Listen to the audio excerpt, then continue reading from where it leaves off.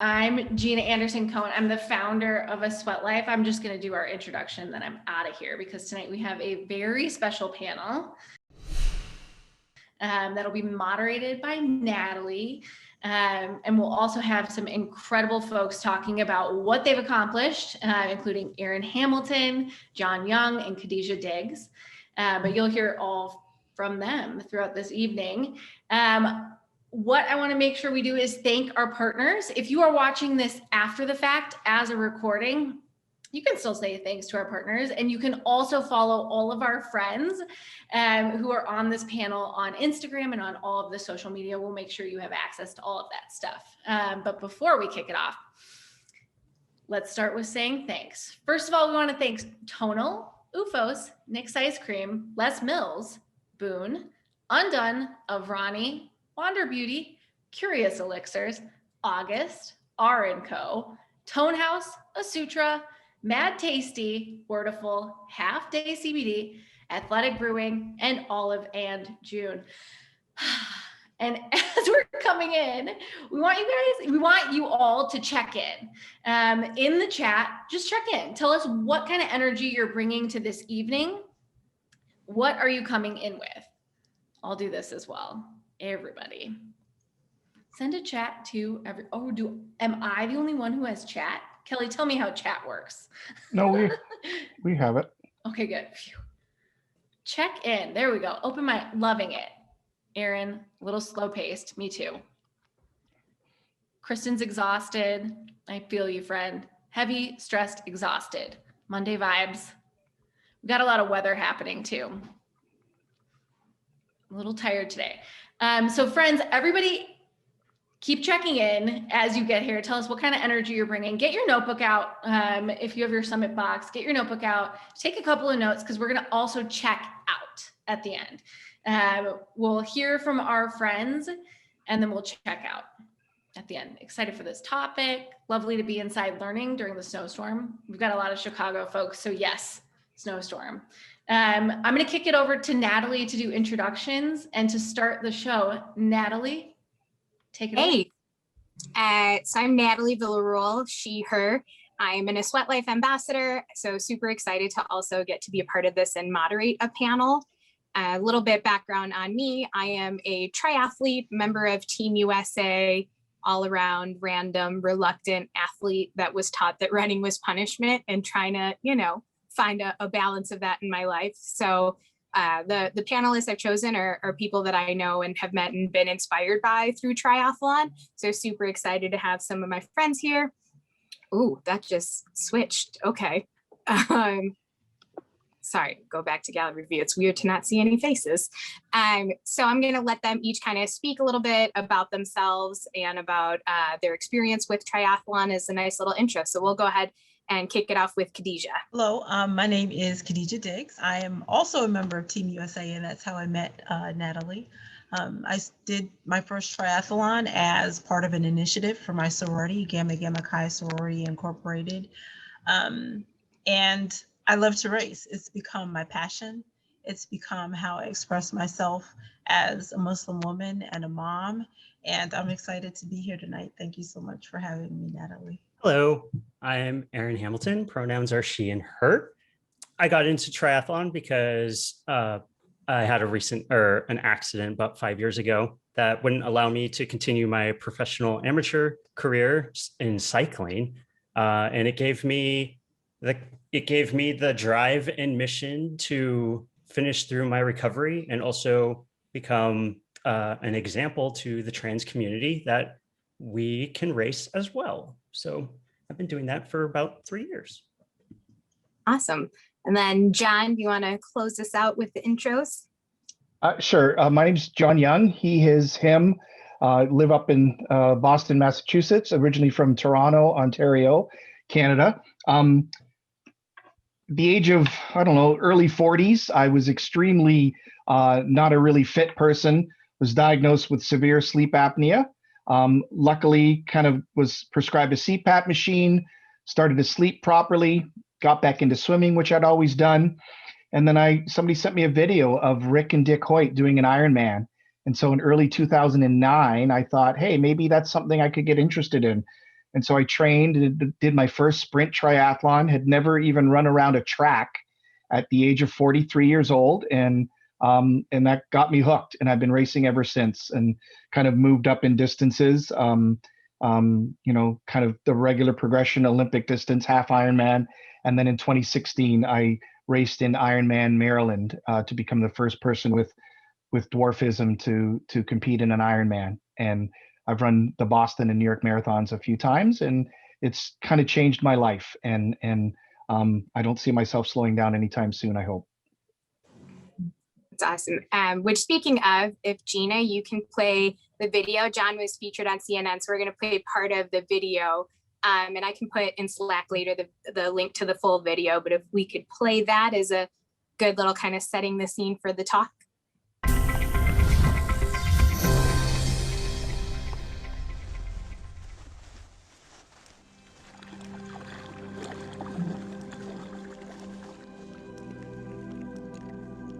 The moment I wake up, part of me wishes that I could roll over and go back to sleep. But I've learned that to achieve the goals you want, you have to put in the work. This race is probably the biggest thing that I've ever prepared for. All my other racing has kind of been in preparation for this. John Young is training for his first Ironman triathlon. Being a little person, we grow up a lot with people telling us, you can't do that, you're too small. You can't do that, you're too short. I want to show that any other person who's short-statured, if they want to do something bad enough, they can prepare and do it. The Ironman is a 2.4-mile open water swim, a 112-mile bike ride, followed by a full marathon, 26.2 miles of running. No one with dwarfism has ever done a full Ironman, so I will be the first.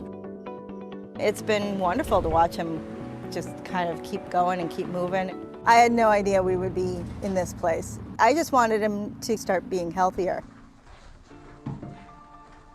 When I started teaching full-time, I kind of had gone away from being physically active. In 2006, I went to the doctor and I was diagnosed with severe sleep apnea. When he asked me to step on the scale at 4'4", it said I weighed 195 pounds. It was kind of a bit of a shock. John slowly started getting in shape. In 2009, he did his first sprint triathlon. He was hooked. Soon he began training for longer and longer distances. And in 2015, he finished the Boston Marathon. It's been a big motivation for me. When I was younger, I was a bit concerned about why am I always last and all that stuff. And then when he decided to do his first aqua bike, it kind of showed me that even dwarves can do many things that average-sized people can. My motto, my catchphrase, my hashtag is be the hammer. When I did the Boston 2014 marathon and I wasn't able to finish due to illness, I was upset. And Owen said to me, Dad, sometimes you're the hammer and sometimes you're the nail. So that day I was the nail. Now it's my chance to be the hammer. I'm amazed at everything he's done, what he represents for our community. I'm beyond proud. I think crossing that finish line is obviously going to be probably, besides the birth of my son, it's probably just going to be all those people that ever said, you can't do this, just going away.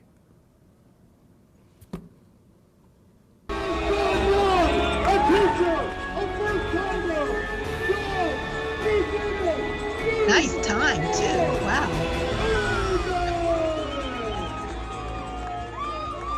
All right.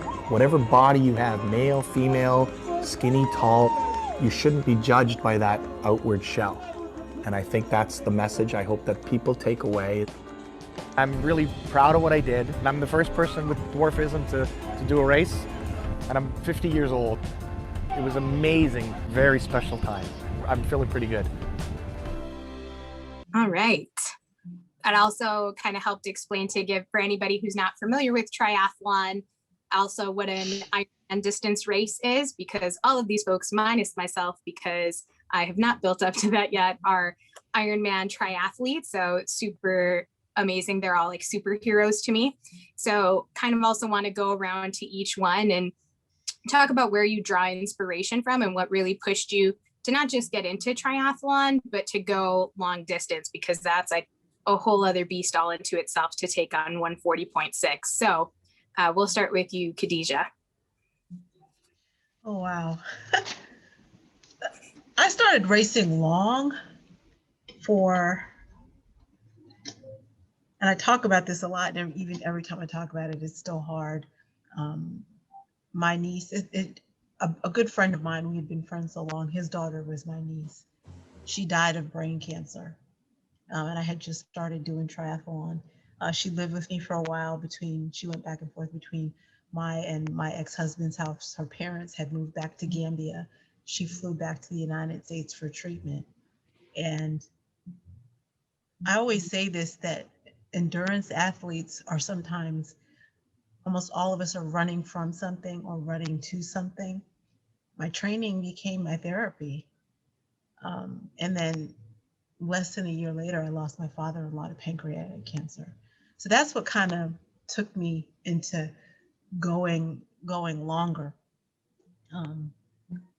And also one of the things that drove me to doing a full Ironman, well, I had already signed up for it, but one of the things that made me determined to finish and finish with a good time was, I guess about 2 weeks before I did my first Ironman, I made my first attempt at making the US team and I passed out.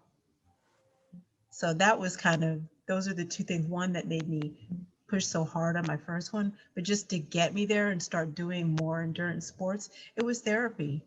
It was my way of being in motion and not thinking and not having to feel for that period of time when I was on the bike, or especially when I was swimming. I love to swim, and just that rush of the water and only being able to hear my breath and my heartbeat. There was something about it that was completely therapeutic.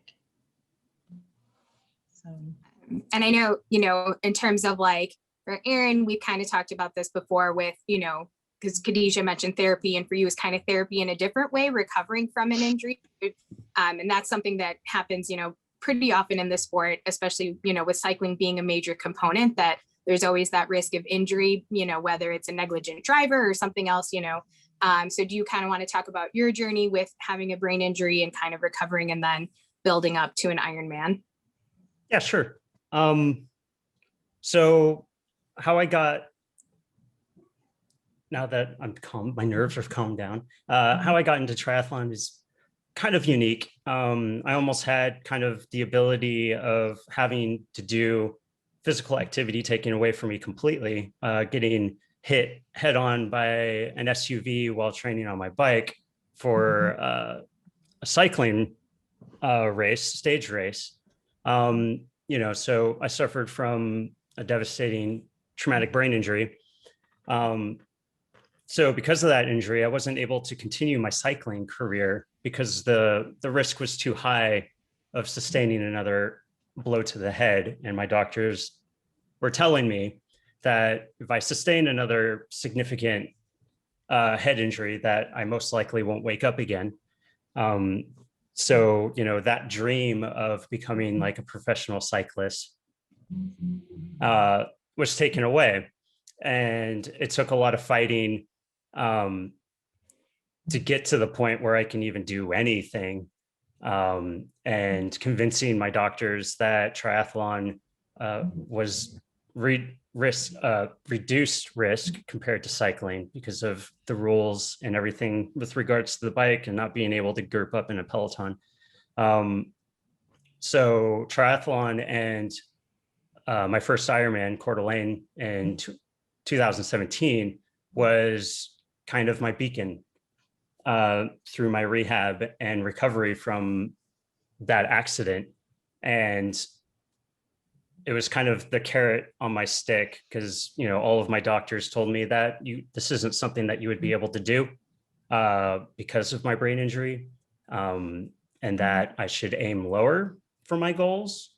And with respect to that, and I understand that, doctors are always more cautious than, gung ho, but I finally got them to come around that this is something that I needed.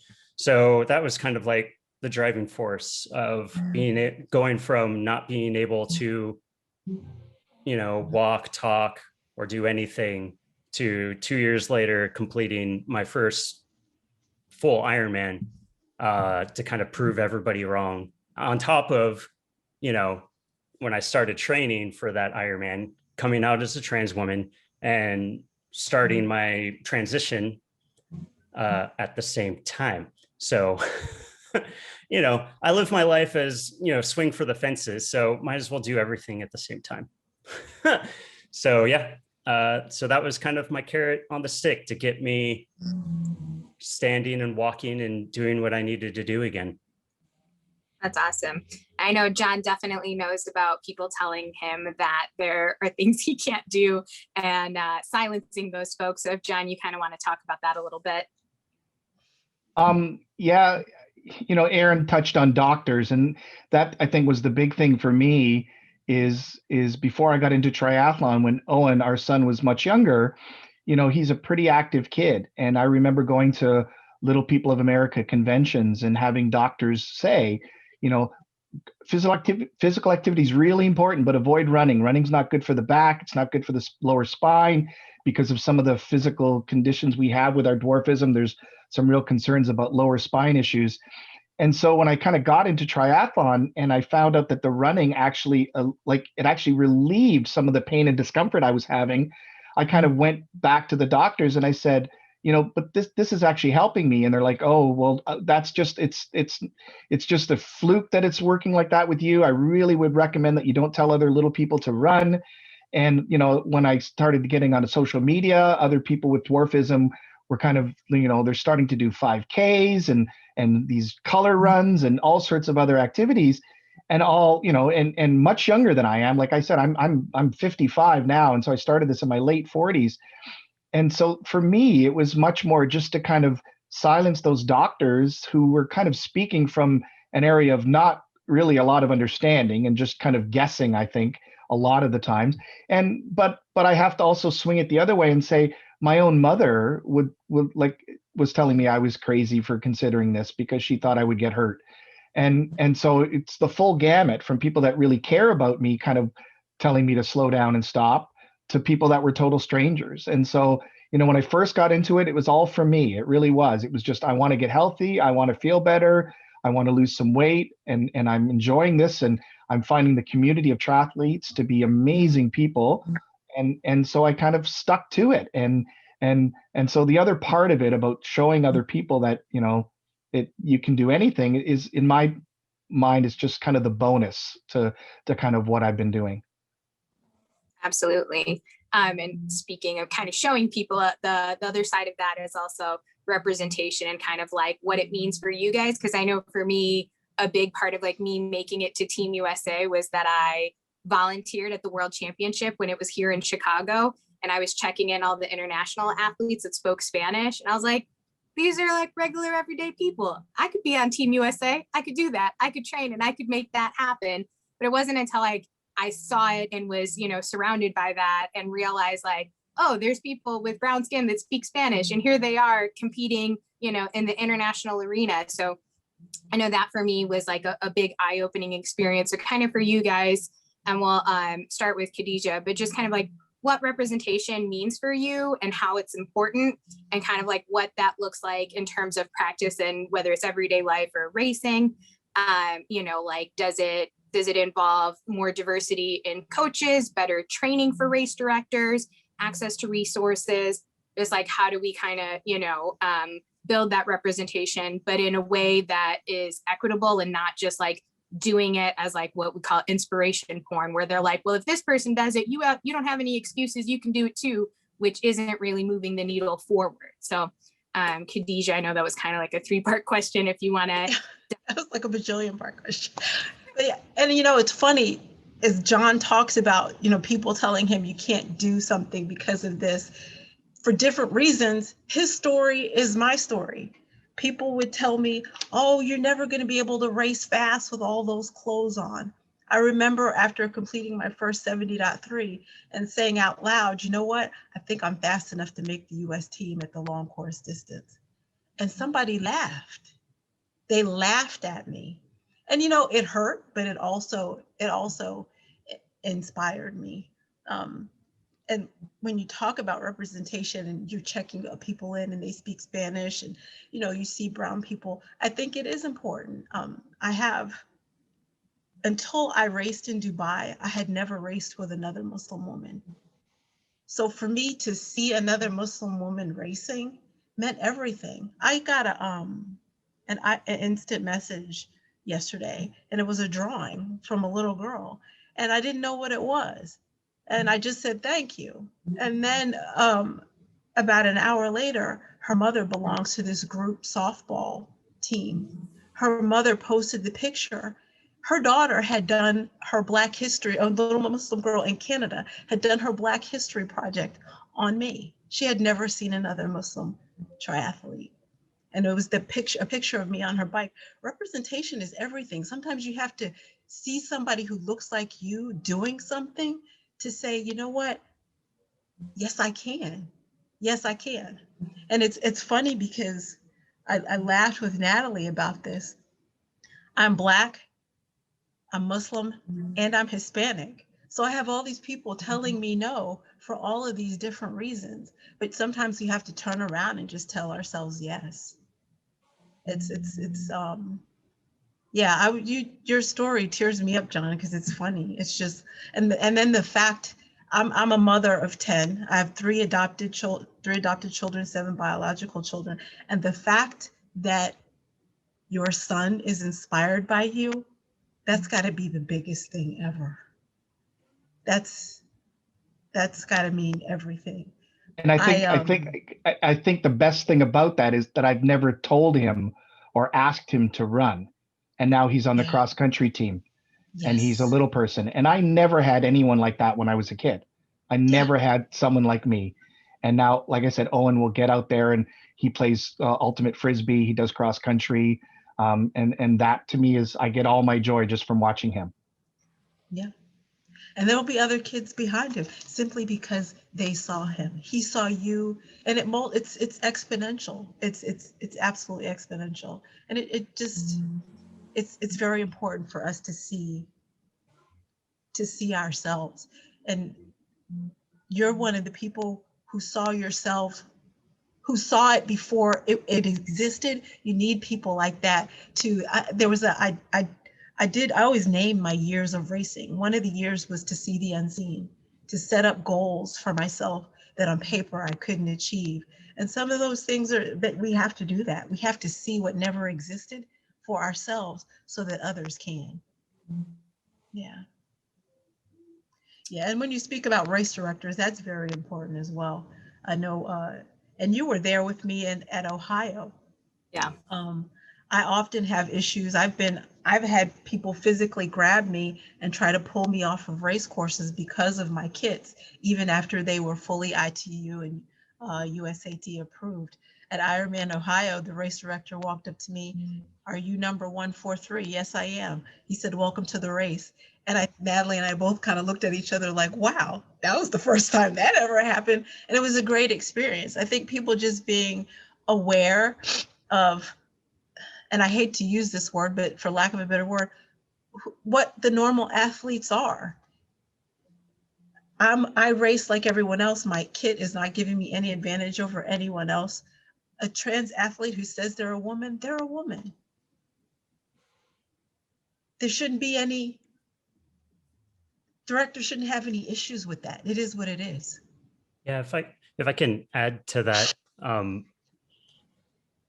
it is quite shocking that race directors, as well as the volunteers at races, and it should be the responsibility of the race director and the organizers of events to have a better knowledge with regards to gender identity and to never assume one's gender, because I run into it so much where, you just approach the registrar, for example, for me, I just approach the registration table and they just assume that I'm a male.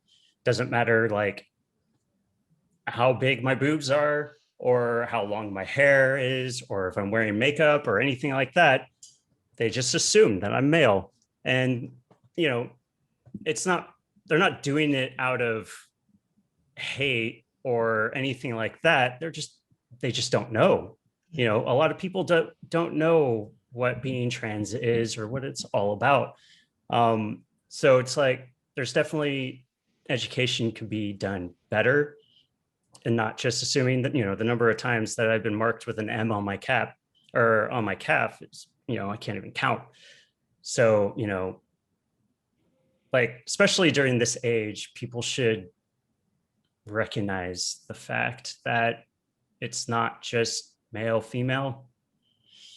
So there's a lot of work that needs to be done there. John, do you have anything else you want to touch on for representation and kind of what that looks like or means for you? I want to talk a little bit of, Kadijah was mentioning about race directors. I've had most of the time, like, really great experience with race directors, even at races that I've appeared at the first time. But I do remember once at a smaller triathlon, there's a rule that when your bike is on the rack, one of the wheels has to touch the ground. Well, that's impossible for my bike when it's on the rack because of the size of the bike. And I remember I put it on the rack, and I came around, and one of the referees who was there was questioning my bike and was like concerned about the fact that it wasn't following the rules. And the race director just took them aside, and like, they were like, seriously, are you really going to question this person? And, you know, everything was forgotten, but it's the only time that I actually ever remember getting any kind of a hassle, even, you know, bordering on a hassle. But, you know, I think for me, in terms of representation, I remember I'm getting kind of choked up about it now because it always kind of comes back to me in the same way. When I was doing Ironman Maryland, you know, it was in 2016, the swim was canceled due to bad weather. And we did the bike, the part of the bike course was flooded, the run course all got flooded. And so, you know, it was an amazing day, but all sorts of weird things were thrown our way. But I remember when I was about a mile from the finish, it was dark, it was nighttime, about 10:15 in the evening. There weren't a lot of racers left on the course, but there were a number of us. My coach was there, and he had seen me at 3 or 4 different spots during the race. And he stopped me with about a mile to go, and we were just chatting for a second. And he said, whatever happens, John, you'll only ever going to have one first Ironman. So whatever this finish line is to you, it has to be, you know, this is it. You'll never have another first one.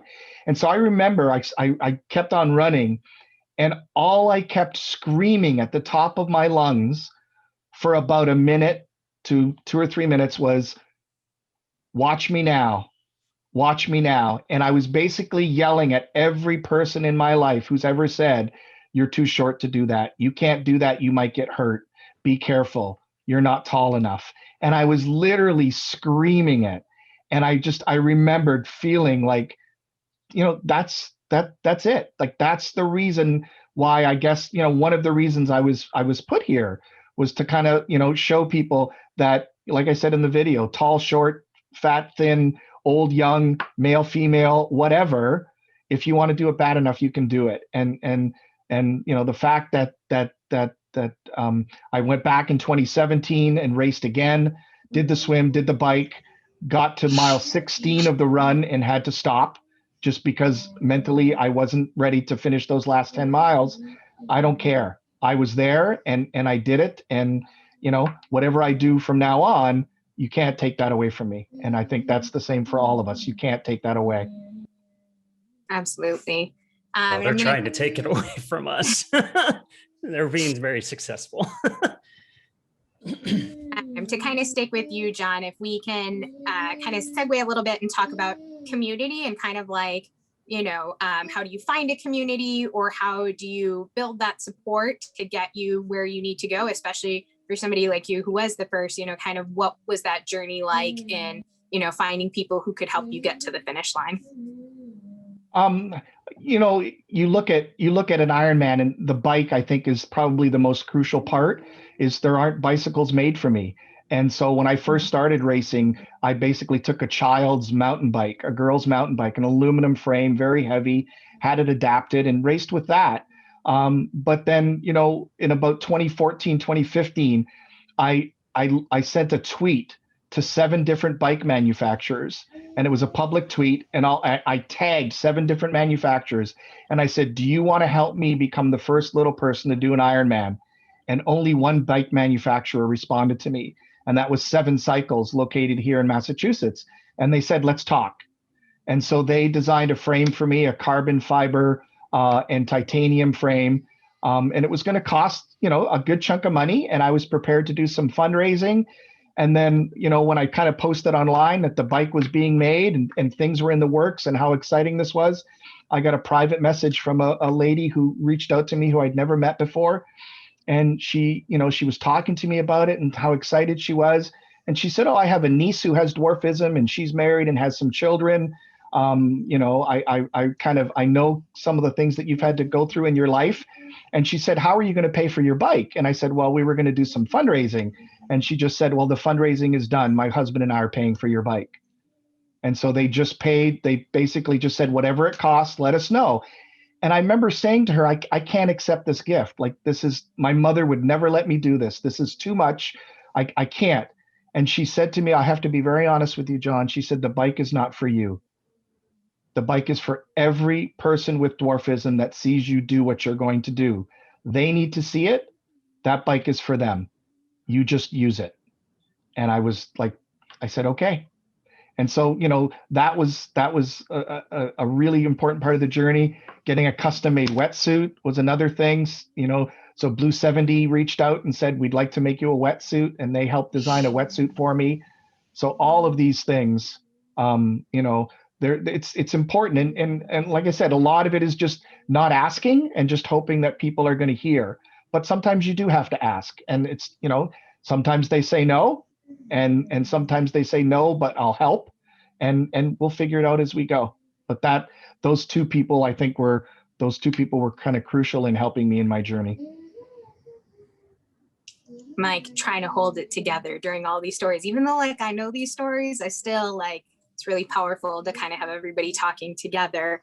And Kadijah, you right now doing amazing things with DISC and, building your own community of athletes. So if you can kind of touch on what, your approach of building your own community so that, you can pay for those kind of coming behind you. So if you can kind of tell folks about that project.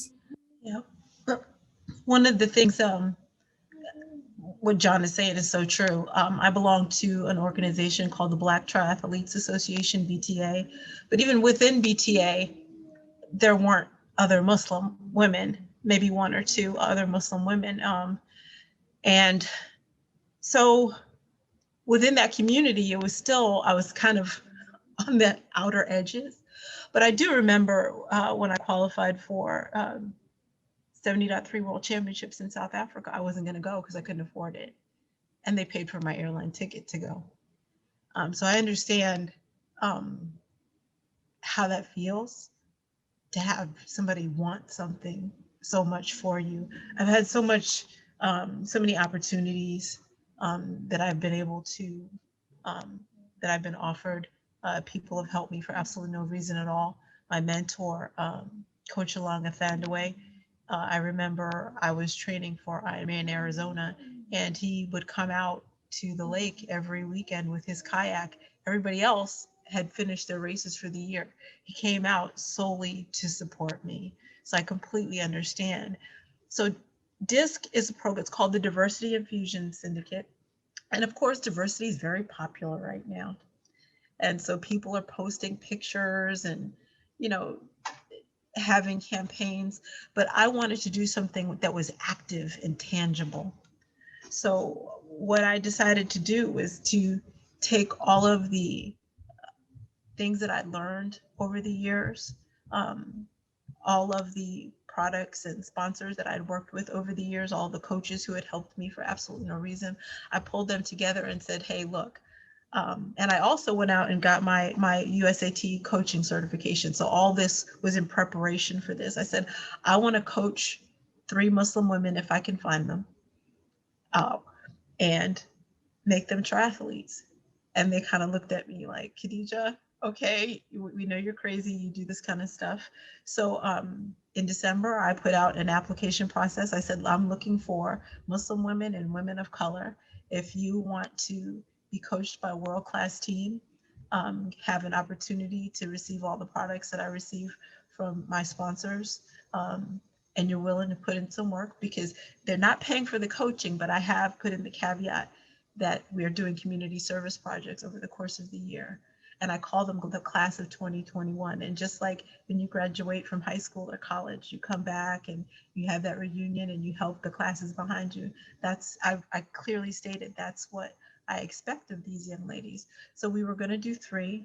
I was absolutely thrilled at the applicant pool that we received. And we actually selected 4 women. There's only one young lady who's a Muslim. The other 3 of them are African-American women, but they're all hugely diverse. And that's one of the things we talked about. And Natali, they're all African-American women, but they're all very different. One is Muslim, one was born in Jamaica, she is the parents of Nigerian immigrants. And one young lady, she was born and raised right here in the United States. And we laughed about it as I talked about myself. I mean, my father is Cuban, my mother's from North Carolina. I'm Muslim. I was married to a guy from Gambia. We're not monolithic in who we are. And I think it's important to recognize that. And 2, I think it's important if we want to see diversity, we have to be active change agents in creating that diversity and do it within the sphere of our influence. I'm not a rich woman. This is what I have to offer. I had myself to offer. So I engaged other people and I said, I'm offering my skills and the associations that I have, and I'm going to teach these women. Will you help me? And they joined in, and I'm excited. I'm excited about it. They had their first yoga session with the yoga instructor who's going to help them through this journey, Christy Fenner, today. So I was doing a little bit of yoga before I came in today. And I'll be sharing their journey and hopefully it'll grow exponentially. Hopefully all of them, if not just one of them, will do the same thing for somebody else. So yeah, I talked a lot. I'm sorry. No, it's okay. That's that each one teach one. When you're the first, then you got to keep bringing everybody else. Yes. So if you're the first and you're the last, you've done nothing. Yep. So we're gonna kind of switch gears a little bit because this is something that, like, personally really has been an interesting experience, and that's kind of when it comes to different barriers to sport. Because I know, like, one of the things we always talk about is gear, like, for instance, and Kadijah and I kind of gone through this with Team USA kits, that, like, the largest size it went up to was a 2X. And so, like, when I tried my kit on, I was afraid if I farted, I would bust a seam. Like, it was so tight to my body. And I was like, how is 2X the largest size that you have? Like, there are larger athletes than a 2X. And I know Kadijah had to have a custom, kit made to follow her guidelines. And it's so, even when it comes to everyday apparel, cycling shorts, for instance, are based on men's anatomy. So it's like they turned them pink and they're like, cool, now women can use them. And we were like, but hey, not really. Like, so there's a lot of different things that, whether it's gear or training or different things like that, there can be a lot of barriers to sport. So I was hoping, Erin, if you can kind of touch on, like, some of the experiences you had. I know, like, because I read your blog, so, like, definitely kind of your experience with, like, going to the gym and the locker rooms and things like that. So just kind of like things that have been a barrier for, sport in general or triathlon for you. Yeah. It's been, God, it feels like it's just been barrier after barrier after barrier after barrier. And it's a lot harder, the earlier you are in transition, obviously, the further you are in transition, it does get a little bit easier.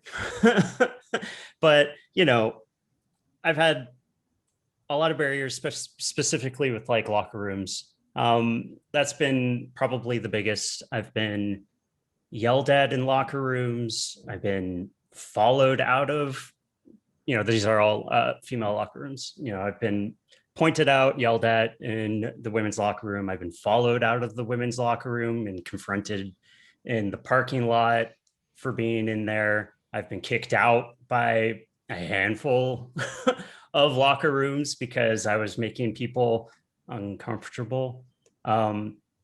and to give a little background specifically with locker rooms, because that's always that's the touchiest subject. I'm probably the most respectful person in the locker room, probably more so than the cis women that are in there. When I go into the locker room, I'm not just going to go in there and pull my pants down and tell everybody to deal with it. No, that's not the type of person that I am. I try to respect everybody's feelings and comfort level. So for the first 2 years, whenever I was in that locker room, I would take all of my stuff into the cramped, very small, very cramped, personal stalls and get dressed, either undress or get dressed, do what I need to do in the privacy of that tiny little space. And the only time that I would be out in the general area is either putting stuff in the locker room or in the lockers or kind of relaxing. So, I'm not whipping everything out. But even being as respectful as I could in the locker rooms, it always seems like that's never enough. And it doesn't matter how many surgeries you have. It doesn't get better and it doesn't get easier. With regards to like racing and stuff like that, well, if anybody who's followed me on social media or, with Live Feisty or places like that, you're aware of my stance and with Ironman as an entity and organization with how they treat trans athletes. I haven't been quiet about my disapproval with them at all. They probably, out of all of the sporting regulations, they probably have the biggest and worst barriers for trans athletes to overcome and get through. Pretty much every race that I went into the first 2 years, I had the potential of being disqualified because they wanted me to disclose to them that I was a trans woman. And keep in mind that this was only a requirement for trans women. It wasn't a requirement for trans men or non-binary people.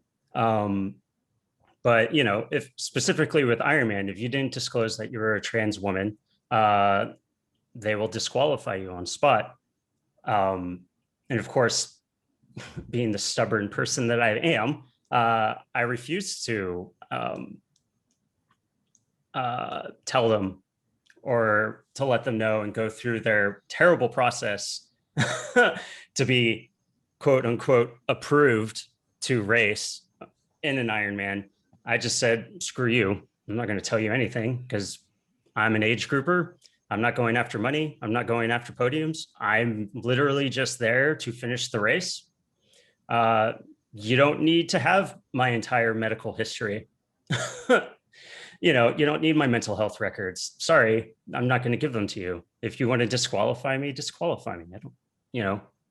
I'll still finish the race. It's not like you can try to pull me off, but I'm not going to. So, even local races, that fear of being disqualified, hung over my head every time because these are the rules that we, unfortunately, even age groupers have to follow. Pro athletes, I agree to an extent of what we need to, what's required of trans women to do. But I'm not a pro athlete. I'm an age grouper. I race to finish, not race to win.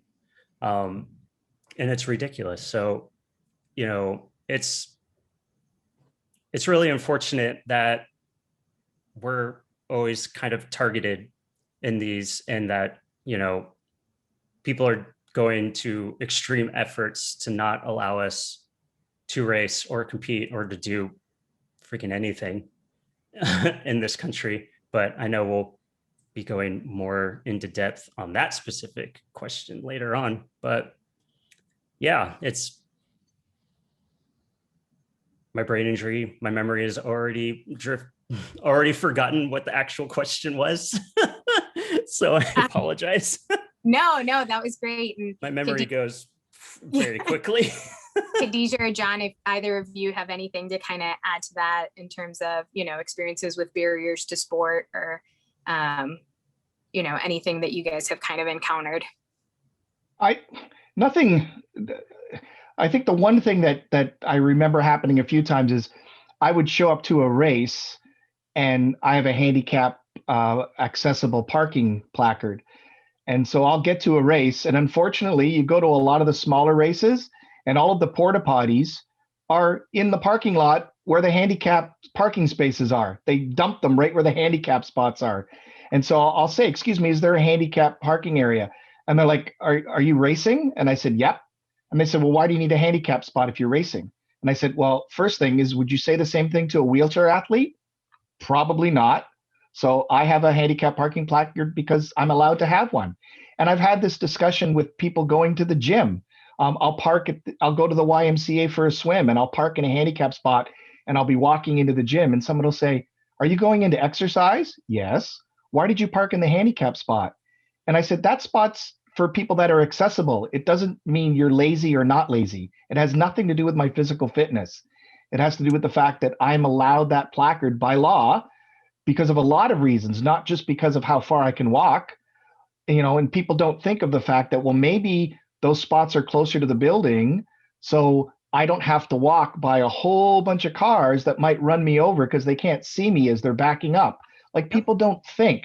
And another part of me says, I don't want to explain it to you because it's none of your business. So just, get out of my face.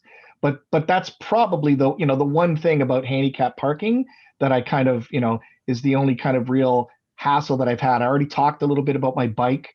Clothing is a big issue for me, but that's been like that for all of my clothing, not just my race clothing. So I have to get some things adapted. Some things I can kind of, even cycling shorts, for example, I have to alter them because if I wear regular cycling shorts, they're usually past my knees, and that's just not practical. But cycling singlet's easy because there's no sleeves on it. But a lot of stuff, like I said, has to be adapted here or there. But, I wear women's running shoes, women's sized running shoes. I tried running in boys' shoes. I have a size 5, which is about a women's 6.5 or 7. But boys' running shoes fall apart. They're not made to last, and they're made to fall apart. So you have to buy them another pair. So I found I run in New Balance running shoes. They make a lot of wide sizes, and I have wide feet. And so I've really had a lot of good luck with New Balance. But that's kind of, that's about it. But like I said, a lot of it is just me not wanting to bother explaining it to a lot of people because they just want to know the stuff. Yeah. It sounds like Ironman doesn't like to be nice to a lot of people. The 3 races where I was physically almost tried to be pulled off the line were all Ironman races. Yeah.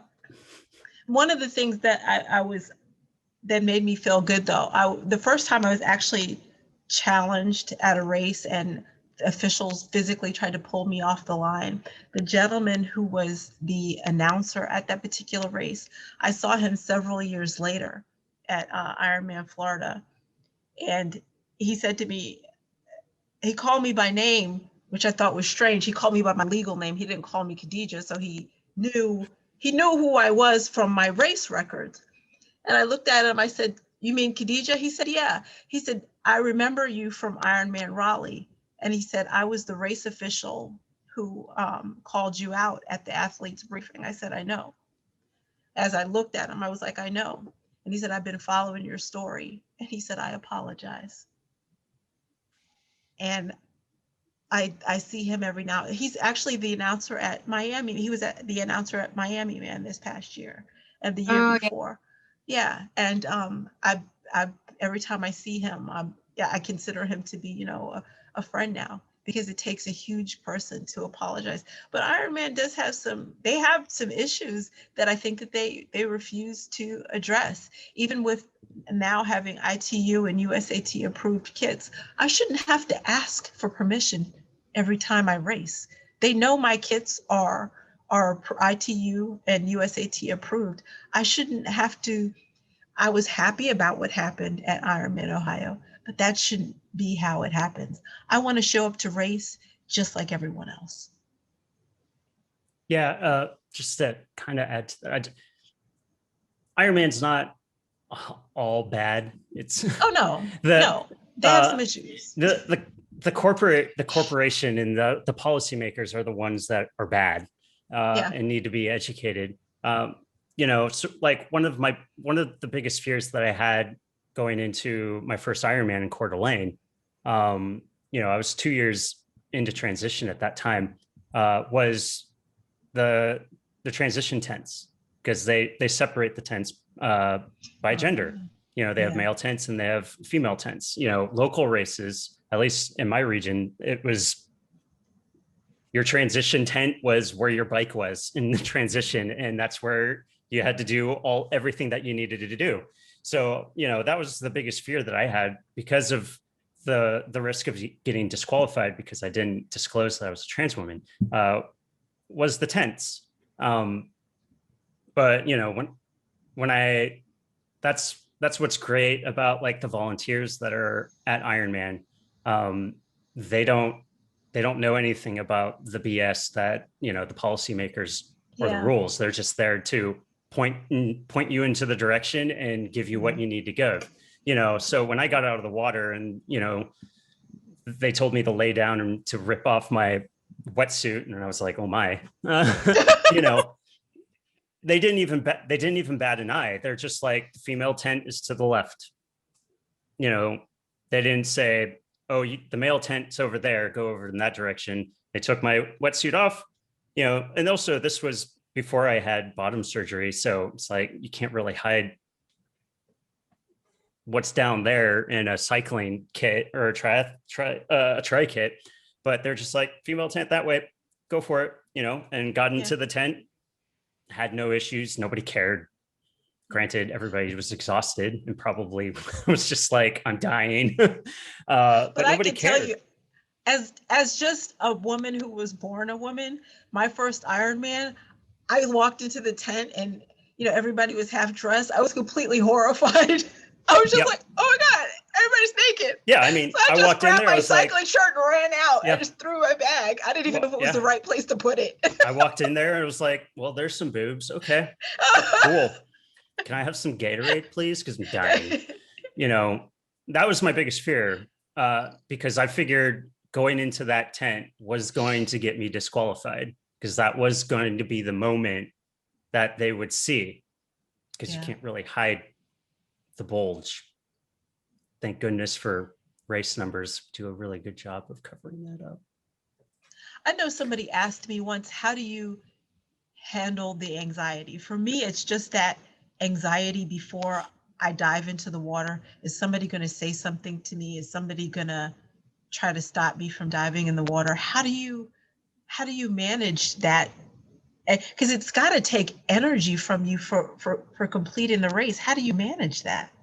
Actually, it's the activity itself that helps. So I get a lot of anxiety and a lot of stress at the beginning because I'm standing there in a wetsuit and I look 100% guy mode in a wetsuit, because at that time I didn't have a whole lot of breast growth or anything like that. So I just stood there looking like a guy with a pink cap on my head. But as soon as I hit that water and as soon as I hit the bike or as soon as I hit, I'm so like in the zone and so physically exhausted that I don't have time to be anxious. As soon as I entered that tent and nobody cared, then I was just like, oh, cool. Well, I was all worried about nothing. Okay. Yeah. Go on my way. So, it's the activity that helps manage the anxiety, because I'm just like so focused and so exhausted that I don't care. So kind of to stay on that same thing with the barriers, and you guys brought up a lot of, different things as far as it comes to Ironman. And this is something that 2 years ago we discussed with USAT as they were creating new rules, in terms of like who was at the table when USAT sat down to say, these are the regulations for sport. And so this kind of ties into Kadijah and I often, we talk about, you know, what it means to be the token and like kind of that fine balance between representation and tokenization. But I'm actually going to start with Erin because we were actually in the same room together with USAT when this came up. And, you know, Erin asked, okay, well, you know, who do you have that you've been speaking to while you're writing these rules about trans athletes? I said Chris Mosier. And so it's kind of like, cool, but trans athletes are not a monolith. So, you know, it's important to have other voices there. So if Erin, you can kind of touch on that in terms of, you know, sort of the flip side of tokenization, which is like kind of being excluded and there's only one person being the voice. Yeah, I mean, it's always unfortunate that these sporting regulations are making policies for a group, but they don't have any representation of the group in the policy making process. Yeah, it seems like the go-to person for anything trans related is Chris, and I love Chris. He's an amazing guy, and you know, very knowledgeable and a really good fighter for our cause. But he's a trans man, and trans men are treated dramatically different in sport compared to trans women. I mean, you can see any social media posts or, you know, news article about a trans athlete, a trans male athlete, like winning a race or accomplishing this tremendous feat in athletics. And all you have to do is just look at the comments and you'll see everybody praising them and telling how courageous they are and how inspiring they are for accomplishing such a great feat, you know, and all this. But you take that same article and you replace that trans man with a trans woman, and you look down at those comments, all you'll see is like, it's just a girl with a dick. They're stealing places from actual women, unfair playing field, you know, you should die, you know, you don't deserve to be here, you should be racing with men, blah, blah, blah. I mean, like the same article, you can see the comic section and like, it's different, you know? So he, you know, Chris is obviously not going to have that experience. And also, you know, from like a transition standpoint and, you know, medication standpoint for, you know, HRT, hormone replacement therapy, is drastically different. You know, they take testosterone, we take, you know, progesterone and estrogen. And also we have to jump through a lot of hoops. You know, our testosterone level has to be lower than the average cis woman level to be able to compete, and be able to prove that, like, not even random, like every season, like, give us your blood work so we know what's going on. You know, at a point, some sporting regulations required trans women to have bottom surgery to be able to compete. Like the Olympics, that used to be their requirement to compete in the Olympics, is to go through bottom surgery. And then that trickled down. You know, a lot of the policies that are put in place is a lot of these sporting regulations look at what the Olympics are doing, and then they just copy that. So at a time they were doing horrible things, so everybody's did the horrible things, and then they started to change and wake up. But like even with Chris, when they're, you know, USAT or USA Cycling or Ironman are making these policies, he's not in the room helping them create these policies. They're writing the policies and they're just consulting his time, being like, hey, we've created everything. Here, read this, provide input. You know, he's not involved, or no trans woman is ever involved in the actual creating process of these policies to make sure that they're fair. It's always after the fact. And as you know, when people have something already written, even if it's in draft form, they're not going to change it. You know, Chris evaluated Ironman's trans policy and gave his input. I read through their draft of their policy and ripped it apart. And yet when they finally made it official, they made 0 changes. Wow. So like nothing's going to change unless we're represented in the room that make the policy itself, not after the fact. And yeah, and Chris is not the only trans person in sports. He's definitely not the only trans pro athlete around. You know, obviously we don't have that trans pro athlete in triathlon, not yet at least. But there's plenty of trans women that are pro athletes and compete at a very high level, and they never get brought into anything. They never get consulted to. It's just Chris. And, you know, it's really frustrating because he only has one side of the story, one side of the coin, and doesn't really have the real world experience of the other side of the coin. Yeah. In 2012, one of my favorite races to compete in is the New York City Triathlon. I love that race. I've done it every year, except for the last 2 that they've canceled because of the heat and then because of COVID. But in 2012, they introduced the field for physically challenged athletes. And they actually had written in the ITU rules a classification for dwarfism. And so I was all excited that I was gonna for once be able to race as a physically challenged athlete in a category for people with dwarfism. So I find this rule and I look it up, and it says the maximum height for somebody with dwarfism to compete in that category is 4'2". The thing is, that's lower than the average height for somebody with my type of dwarfism. I was 2 inches too tall. So I literally was competing in a race with genetic dwarfism and was being told I was too tall to race as somebody with dwarfism. So they called me into the room in New York City for the classification team, and they said, okay, we have to measure your height. And I said, I already told you how tall I am. I'm 4'4". Okay, well, we have to make this official. So they measured me and they said, yes, you're too tall. And I said, I told you I was too tall. So they told me I couldn't race as a physically challenged athlete in a race where I was going to be the only one with dwarfism racing anyway. So I had to race as an age grouper. And they've since removed the category at all. So it's totally gone. They don't even have it as a classification anymore. So if I want to race as a physically challenged athlete, I have to race in the open category.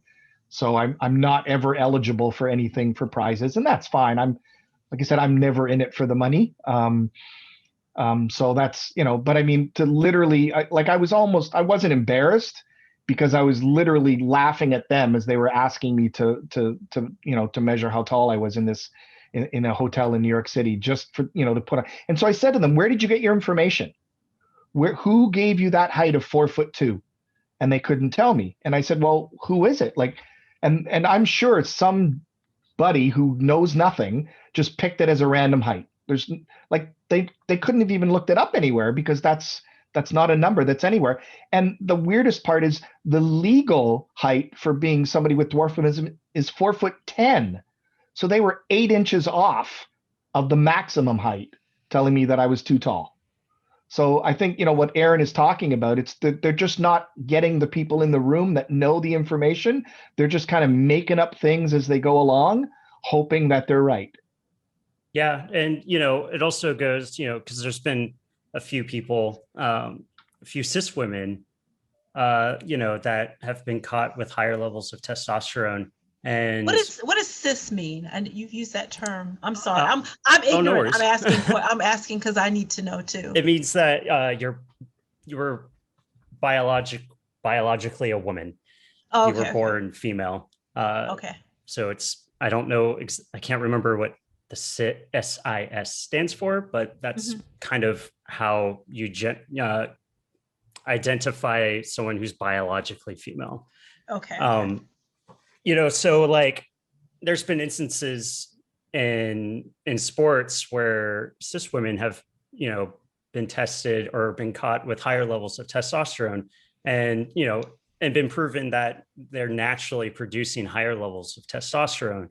But then these sporting regulations are saying, well, you need to take a testosterone blocker to bring you into the average levels that are required for a woman to compete. And wow, a lot of people got pissed off about that.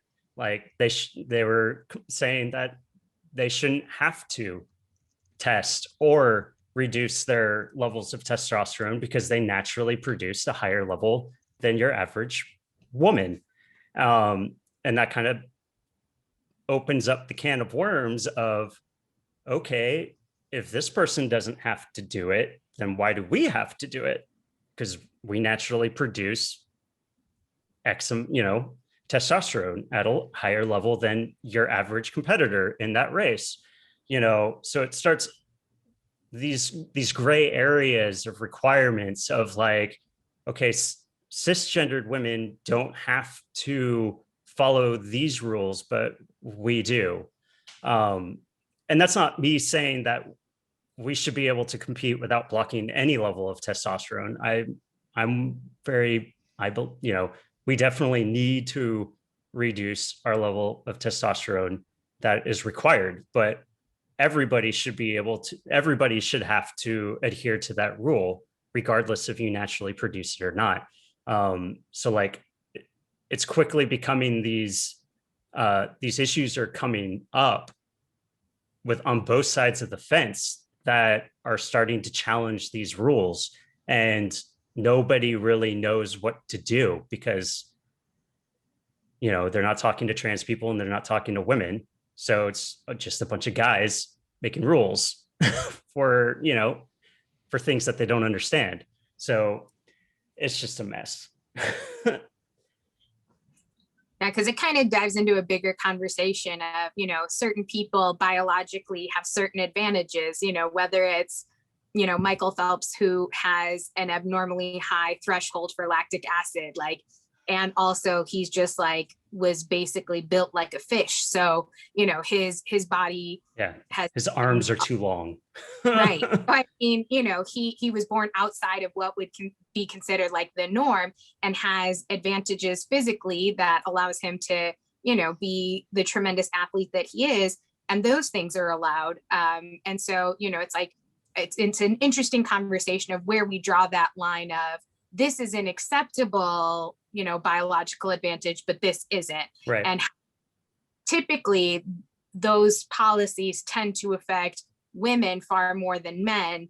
And specifically, especially when we talk about the higher testosterone levels, that was Caster Semenya and some other athletes, which were women of color. So, it's, even when those things are enforced, it's typically very specific to what groups of people those things are, enforced on, which is a lot of times, or most of the time, going to be trans women or women of color. Yeah. And, I don't want what my comments to come off as that I was against her or them because of their increased levels of testosterone. No, I think what happened to them was inappropriate, unfair, untreated. It's just more of how they handled the rules, and this overwhelming of they shouldn't have to do that kind of just okay, what makes them special and us not type of situation. So I'm still pro that person. It's just more of the situation. Yeah. So we have a few minutes left before we'll open it up to question and answer. So I just kind of have one final closing thing for each of you guys, to just kind of if there's a main takeaway that you'd like for people to be mindful of how they themselves can use their privilege in order to help other communities, whether it's in triathlon or kind of everyday life. So what is something, whether it's small or large actionable items that they can kind of do to make sport more inclusive? Or, if you don't have anything, maybe what you hope people take away and and can be inspired by with you as an athlete. So we'll start with Kadijah. One of the things I always say is that we're more the same than different. To be inclusive, I think, is just to welcome that person where they are. Love me for the good things about me. Let me know about the things I'm a jerk about, just like you would anybody else. And know that I'm an athlete just like anybody else. One of the things that I hated when I first started racing, and I think it's the thing that made me more competitive. I have a really competitive side anyway, but I noticed that people saw me as, oh, it's so nice, the little Muslim girls coming to race. Oh no, I'm coming here to win. How you like that? You know, see me as an athlete just like anybody else. It could chastise me for the things that are bad about me and love me for the things that are good about me. And I think that's the one takeaway that I have. See me as a human being first. This is the skin that we're in. It's just the packaging. We all have a soul. Yeah. Erin, do you have any kind of final takeaways or things that you'd like people to do or take into their everyday life? Yeah, I mean, you know, who we are, you know, and how we want to live our life isn't affecting your world. You know, we're just wanting, you know, the same basic rights that everybody else gets and gets to enjoy. You know, we're not becoming trans women to steal podiums away from you. We're not becoming trans women to steal prize money from you or gold medals or anything. We're not making this decision, and we're not making this life-changing decision and doing, you know, we're doing this to become who we are on the inside. We're doing this to match our outside appearance with who we are on the inside. You know, that's what we're doing. We just want to live our life. And, you know, we're not doing this to get a competitive advantage. Like, I mean, after transitioning and, you know, 5 years into transitioning on hormones, I'm just, you know, I actually lost competitiveness. You know, I don't ride my bike as fast as I used to before transitioning. We're not here to steal things. And, you know, we can hear your whispers, you know, we can hear what you're saying under your breath. We can see your looks, you know, you're not hiding, you know, you're not hiding anything. We can see it and it's affecting us. And, you know, we treat it as personally being attacked. You know, if you see a trans woman in the locker room, who cares?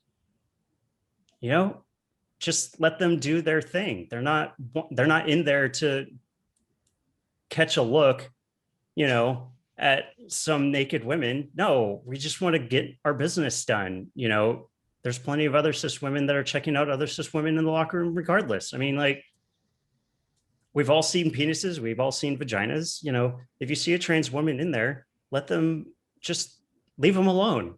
Who cares? You know, and if you see someone getting, you know, attacked or, you know, verbally assaulted or any type of assault, either in the locker room, at a race, you know, in social media, you know, you see this onslaught of hate, you know, help them, you know, give them support. Don't just sit there and look and not do anything.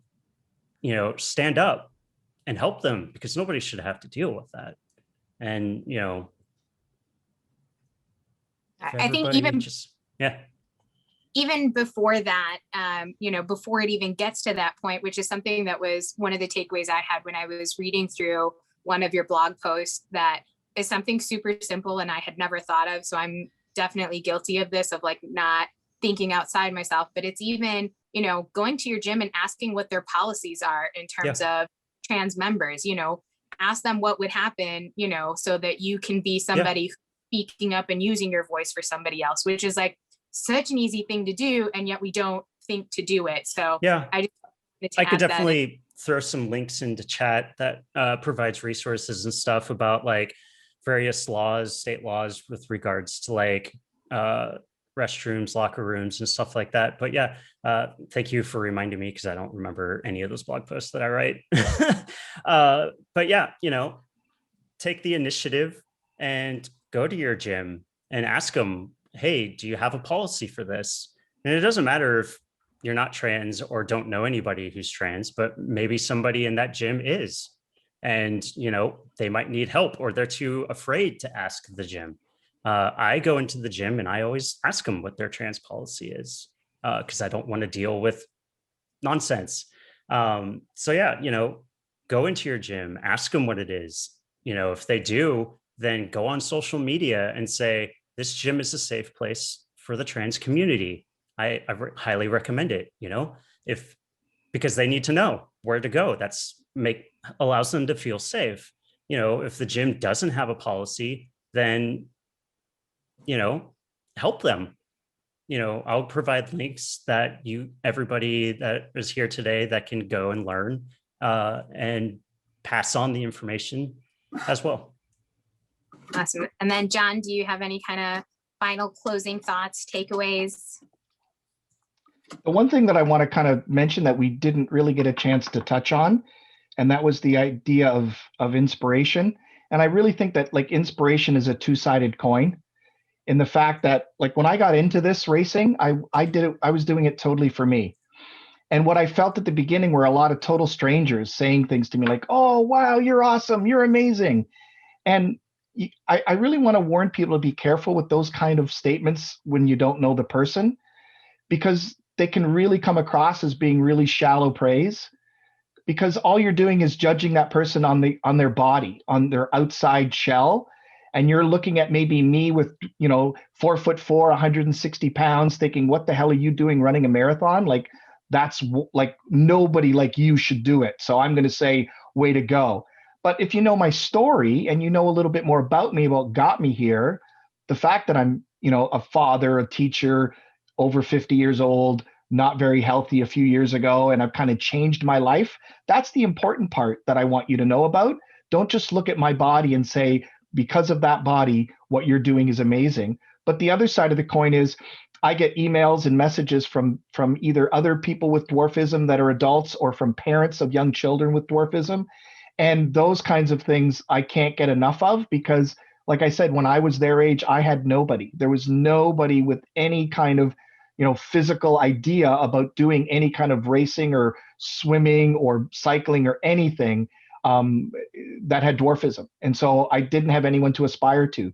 So I was the football manager. I was the, cheer crew. I was all that kind of stuff. And it wasn't until I became a much older adult that I got into this. And so when I get letters from people like that inspired me to kind of keep doing what I'm doing. So that part of it, I think, is great. But if you see somebody that looks a little different from you, they might be an amputee, they might be visually impaired, they might have a traumatic brain injury, whatever. Don't just like the first thing out of your mouth shouldn't be, you're awesome, you're amazing. Get to know them first before you start doing that kind of praise, because I think that story, they want to maybe share that with you. And when you get to know a little bit more about them, I think that's kind of where you go from. Awesome. Thank you so much. much. The skin we're in. I also want to say, because this usually happens a lot with these types of panels, from the last summit that we were at with regards to asking questions about trans related topics. Don't be afraid to ask any question. I don't get offended very easily. I have asked a lot.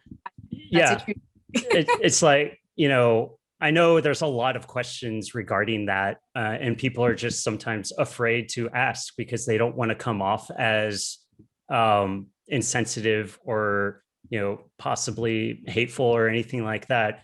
But, don't worry about that. Ask the questions that you want to ask, because knowledge is power, and and learning is important. So I wanted to get that up front because of the last one, the last panel that I was a part of, that was strictly nothing but trans topics. There were like no questions. And I'm like, I know there's questions out there. You're just afraid to ask. So don't worry about, hurting my feelings or anything. I learned a lot just listening to you talk. The topic has just never come up with me. But other than the Caster Semenya issue, I know it happens, but the indignities. And then John have to get measured, really? And I think listening to other people's stories, it makes the issues that I've had, seem small. They're all equal size. Yeah, they're different. It gives you perspective. You know what I mean? Yeah. And I just applaud both of you. But ask anything. But yeah, and I have to admit, I'm completely ignorant. So just listening to the issues and things like that it's eye-opening. Definitely eye-opening. Gina, I don't know if we have any questions. I haven't been keeping up with the chat. Do you want to ask a few questions from the chat, Gina, if you're here? Yes, I am here, and I have you covered. Actually, the first question's for you, Natali. This is from Sarah. She said, Natali, you touched base on finding clothes to fit. Do you have other experiences in the fitness world that are based negatively on your side? Just curious. I'm a plus size blogger. Yeah, so definitely triathlon clothing does not follow sizing of regular everyday clothing. So what would be like, average clothing, if you're like most of my shirts, for instance, are either like large or extra large. In triathlon, if I can fit into it, it's a 2X. And that's typically the largest size that companies go up to. So if you're larger than a triathlon 2X, which is like a normal person, large or extra large, good luck finding kits that fit, because it can, now there's companies that are starting to be more size inclusive and make things, but it definitely, finding a wetsuit was awful.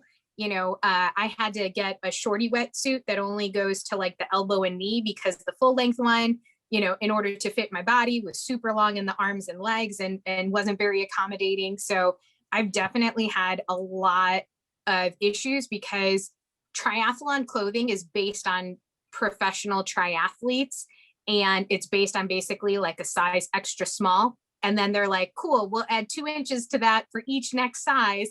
And by the time you get to a 2X, it's really just an extra small that's slightly larger, rather than taking into account that a larger athlete is going to have different proportions to their body and need that kit to fit differently. Like, they're not thinking, like, I guess they just decided that fat people couldn't do sports, and so we didn't deserve to have clothing that fit well. So it's definitely an ongoing struggle in terms of just like being able to have the proper gear to wear to get out there. Yeah. And I'm going to be real. Women of color are shaped different. I'm Black and Caribbean, and I'm all shoulders, rear end, and quads. My waist is this big and my shoulders are big, and I have a big butt. So a lot of the kits, I'll have a wetsuit, it's tight on my butt and my quads. I can barely get it over my quads. And then I have all this extra right here, and it's aggravating sometimes trying to get, clothes that actually fit. We're not all built the same. Yeah, I even had struggles trying to find kits that fit. And, I'm like the prime example of their shrink, pink it and shrink it. But, I don't wear men's clothing. I don't wear men's kits or anything like that. And, at that time, I still had male genitalia. So trying to find shorts that, because obviously female tri shorts are not designed for male genitalia to be there. So being able to find something that fit was really difficult. It was really hard, because obviously they're not designed for it. So, I definitely ran into those issues also, of trying to be able to find anything to kind of like work with things down there and but also keeping things, in place, when I'm running or something like that, so they're not just like juggling around. Okay, this next question is for everybody. John, you already answered it, but I love your answer, and I think you'll probably want to answer it again aloud. Why not? Mentally, how have you felt on your hardest days, and how have you felt on your best days? That question came from Erin Herndon. Yeah, I think I wrote an answer down, and basically, when you're on your best days, it's just kind of like, I feel like I could just run forever, or I feel like I could just get on that bike and I hit all the numbers that the coach says. If I'm on Zwift cycling away, I'm hitting all my power numbers and everything's terrific, and I get all the little check marks and all little stars. And unfortunately, I'm very competitive with myself. I'm not as competitive with others, though my wife and son will probably disagree when it comes to games of Uno and other stuff. But on, when I'm competing like that, because I learned a long time ago that when I'm in a race, I'm not going to be able to race with most average sized people. So I kind of get them out of my mind. So I kind of, I feel great and I hit the numbers, but I think, what I wrote in the answer, and I think this is really important, is even when I'm in my worst day and I don't want to do anything in terms of physical activity, there has never been a day when I've felt really crummy that I've done a workout and then not felt better. Like I've always felt better, no matter how, like I said, I want to roll over and go back to sleep, or I want to have another cup of coffee, whatever. Let's get out the door. Let's do it. And when I get back home, I always feel better. And so if you're feeling pretty low, I can't think of a better thing to do than to get moving. I definitely, for me, like if I'm having a really good day, I am unstoppable. In real life, I might not be, but in my mind, like I am Godzilla crushing the streets and nobody can stop me. And then on my worst days, I like I call it personal PRs. And so for me, sometimes it's like, okay, today out on my run, I got to pet 11 dogs and that was a PR for me. Or just like silly, goofy things that kind of, get my mind off of being in the pain cave or having too much on my mind, just giving myself that distraction of, hey, like this weird thing happened with a goose and on the trail or whatever the case may be. Just kind of find those moments that kind of like make you laugh and you're like, okay, wasn't that bad. Glad I got this done. Like it's over. I can put it behind me now and kind of look forward to the next thing. For me, obviously when everything's going good, it's just like, oh, okay. Obviously, a lot of times when things are going good, you're not really thinking about it. You're just like, all right, that was another training day, right? You don't like, at least for me, it's like, well, I feel super accomplished because I had a good workout. I'm just like, I had a workout. Obviously during the challenging times and the hard times with training, I found that I kind of put my piece of inspirational text on, those little velo stickers that I put on the top bar on my bike. That, whenever things are getting hard and getting tough and I just feel like I want to quit, I have my little motto that I live my life by, and that I stole from Ironman to make it good. I have anything is possible on my bike's top bar. So whenever anything is hard or I want to quit, I just look down and I see that. But also, I have it tattooed on my forearm as well, which might be hard to see on camera. As a constant reminder, because when I'm in my aero bars, that tattoo is pretty much right in my face. So I don't have to like fully look down at my top bar on my bike to see, I'm already tucked in. So anything is possible is like right in my face throughout everything that's not the swim. And that helps give me some motivation to keep going. So that's what I do. I put encouraging words all over me permanently.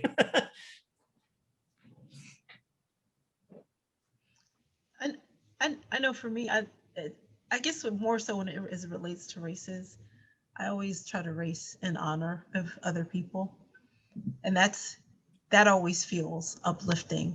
I know my best races, I get out of the water feeling fresh.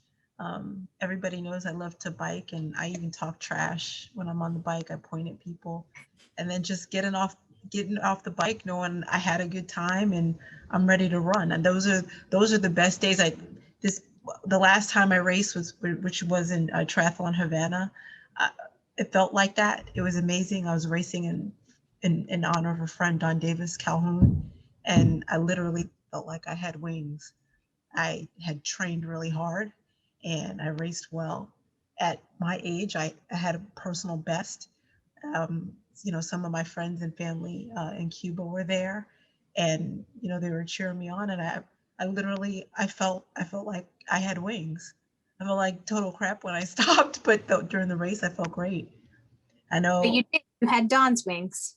Yes, I did. Yes, I did, girl. And I think my worst experience, and the crazy thing is, my worst experience, I crossed the line feeling like a superhero. I had overtrained that year. This was the year that I went to South Africa. It was a race I didn't expect. I had raced far too much, and by the time I got to Ironman Arizona, I probably shouldn't have done that race. When I got off the bike, I had no idea how I was going to finish the marathon, and I just started running. And I was cramping, I was vomiting, and I remember Tom Shear, he's the kilt guy I was telling you about. I said, Tom, I don't think I can make it. And he looked at his watch and he said, oh no, even if you walk, you have plenty of time. And he calls himself the 1659 pace group. And mind you, I'm vomiting, can barely walk, and I'm arguing this with this man. I am not the 1659 pace group. But I finished. I have no idea how I finished the second half of that marathon. But when I crossed the line, I felt like a superhero. And some of my friends from F2C Nutrition were part of the support group when you cross the line. One of my teammates came up to me and said, no, I have her. She's my teammate. And I just felt they knew I was having a horrible day, but knowing that I had so many friends who were there for me to uplift me on my worst day, as far as racing is concerned. I've had personal bad days, but as far as racing is concerned, I felt like a superhero. I literally felt like a superhero because I had so much love. So, I mean, I think it can go both ways. Yeah. Oh man, I feel like I could feed you all questions forever. Natalie, in the name of time, is there anything you want to say to shut this down before we check out? I just want to thank you guys. I know you're probably like, what are you talking about? What do you want me to be on a panel? And it was really important for me to have people that kind of had a personal connection with. I didn't want to have this conversation with people who are experts or sharing data or any of that. Like, I wanted it to be really personal. And I thank you guys so much for being vulnerable and sharing parts of yourself and being part of this conversation that I hope was really valuable to everybody listening. I know I really enjoyed this conversation and being able to share these stories, and hopefully people can gain some inspiration from it, not just in sport, but even their everyday life and how they can go forward and make a change. So thank you guys, like, from the bottom of my heart. I appreciate you so much. And I'm so thankful for you guys for being here. It really means the world to me. Thank you. Oh boy. So as we take the next minute, take 1 minute and just check out. What are you leaving with tonight? What are you taking into your life from this panel? It could be energy. It could be new knowledge. It could be something great. And then we'll shut it down. I know for me, it's new knowledge. I've never met Erin or John, and I learned so much today just being a part of this. And Natalie knows I will never say no to her. So thank you for having me. Incredible, friends. Natalie, thank you for putting together a panel that will be hard to top. We are so grateful at aSweatLife for your partnership and for everyone's agreement to do this today.